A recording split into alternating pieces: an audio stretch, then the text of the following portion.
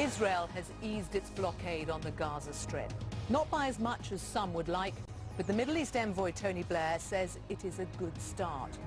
It follows the death of 9 Turkish activists killed by Israeli soldiers when they raided an aid flotilla as it tried to break the naval blockade of Gaza. Ken O'Keefe, my guest today, was on that boat and involved in the violence. So was it worth it?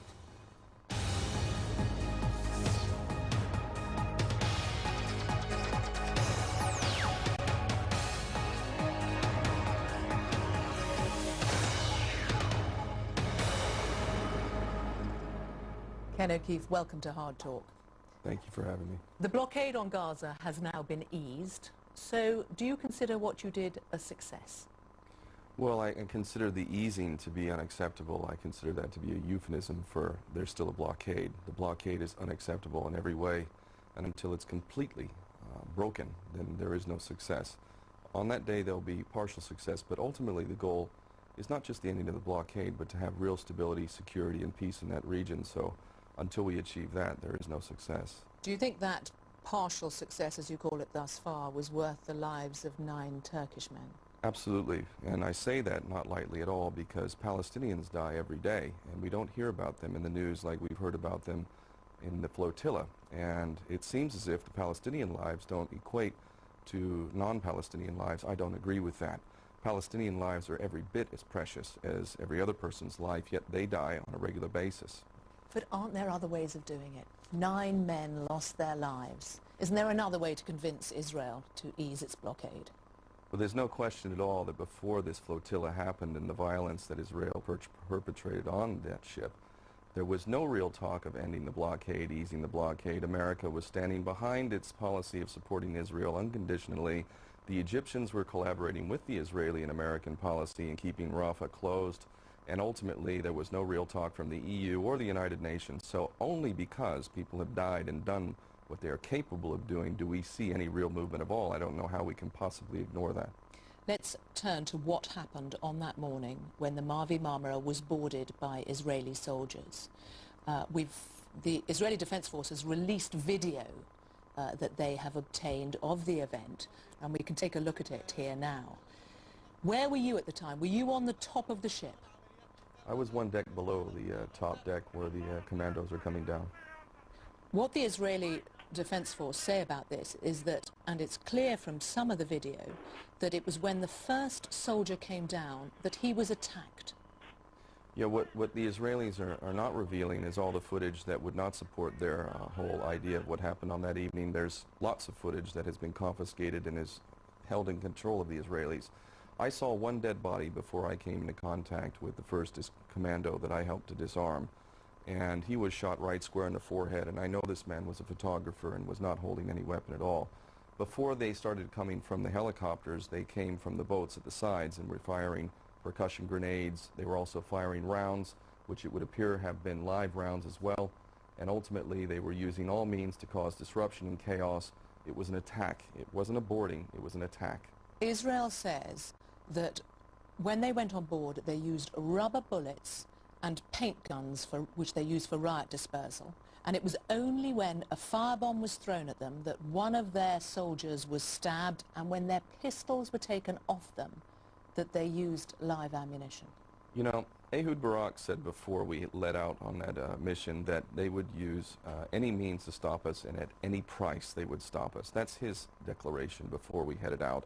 The Israeli lies are continuous and incessant, and the ultimate proof of that is that they will not allow the evidence which would be counter to their argument to be released. They control all of the evidence that's being released at this point. But what is clear from those videos, and there's videos available as well where you can see somebody, and it would appear to be the first soldier, as soon as he lands he is being beaten.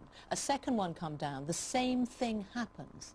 You know, I actually don't have any problem with acknowledging that. It's pretty clear from the video, and what I will do is use Gandhi as an example. I subscribe to Gandhi's philosophy of nonviolence first and foremost, but under certain circumstances, i.e. when you're being attacked and people's lives are at stake, You have every right to defend yourself, and I shall That quote. is exactly... Let's watch this then. Well, let's watch this, but that is exactly the argument that Israel itself would use. I mean, this has been the writing on the screen was put there by the Israeli Defense Force, but it's clear what you can see. The Israeli soldiers are being attacked, and their argument is they were only acting in self-defense. Sure. And you know what the problem is with that argument? The problem is that there are 1.5 million people in Gaza, among them 800,000 plus children. Children who have been subjected to medieval type situations. We can get on to the situation in Gaza. Let's just deal with what happened on that ship. This ship and this mission was intended to break that blockade, which is violating children every single day. Every single day. But the intention to block the blockade, because you say, look, Israel had certain intentions before it came on board. They're saying certain things about those people on the ship. What was the intention? What did you plan before they boarded the ship? The plan was to break the blockade and deliver aid which is critically needed to the population of Gaza, which has been subjected to an inhumane, illegal, collective punishment policy which subjects 800,000 plus children to conditions that we wouldn't tolerate for one day in Britain or the United States or any other civilized country. If you want to win the argument, you also need to be clear about what happened on that ship. I'm clear about it. We used non-lethal means to defend ourselves. I myself took possession of one weapon, a 9mm pistol from an Israeli commando, and I took that weapon, I separated the bullets, which were real bullets, by the way. I separated the bullets from the weapon. We, on that ship, that night, had possession of 3 Israeli commandos. 3 Israeli commandos, completely disarmed, completely at our mercy. Do you know what we did with those commandos?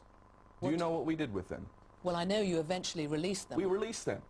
Does that sound like people who are hell-bent on killing Israelis and attacking Israelis? Israel's argument, as you know, is always that it is unfair, that the true picture doesn't get seen. Who fired first? The Israelis made it clear that they would stop us at, quote, any price. That's Ehud Barak, who needs to face war crimes charges for attacking a civilian passenger ship on a humanitarian aid mission in international waters, no less. We've heard so much about Somali pirates. What about the Israeli pirates? Interviews with those on board in advance of it, there are those who said, and the organizer of the ship said the intention was to reach Gaza or die. Others said, either we will die as martyrs or we'll reach Gaza. And there were those on board interviewed on the ship who talked of waiting for the battle. Was that the intention? Did you expect violence? Did you want violence? Of course not. Any person who's sane would not want violence. You'd rather justice and peace. Ultimately, the atmosphere on that ship from all the way up until that attack was very positive, very uplifted, a feeling of exercising one's consciousness and humanity. There wasn't hope that we would be attacked. Our hope was to arrive in Gaza. Was there an expectation? Look, no, you're a former military man, myself. You're a former U.S. Marine. I can speak for myself. I was on the first Free Gaza mission in August 2008, August 23rd, that arrived in Gaza. 2 boats, 46 passengers. The Israelis said all the way up to the moment of departure that we were nothing better than pirates and they would treat us as such and that they were not going to allow us through. And we got through because enough of the world was paying attention. And ultimately, that's the only reason why we got through. So the Israelis were saying the same exact thing this time, but I thought, mistakenly, that the Israelis would not be so stupid as to attack a civilian ship in international waters on a clearly humanitarian mission which is intended to help people, including 800,000 plus children who were completely innocent and cannot be subjected to such treatment. What were the preparations in advance on the ship? Preparations that, I don't know... To defend it. To defend it. So, the images that the Israeli Defense Force have released of wooden battens, of pipes being sawn in preparation... I don't have any problem with that. The knives I have a problem with because we were specifically told not to use any knives. Knives could be lethal. But you know that there were those on board who had knives and used knives. Really? Where's the proof? What, from Israel? They're lying. They lie incessantly. Are the soldiers who were wounded lying? That they are telling the truth? What about the soldiers who were wounded? Those soldiers should be dead if we were terrorists. Why are they alive? Because we're not there to kill people. You accept soldiers were shot?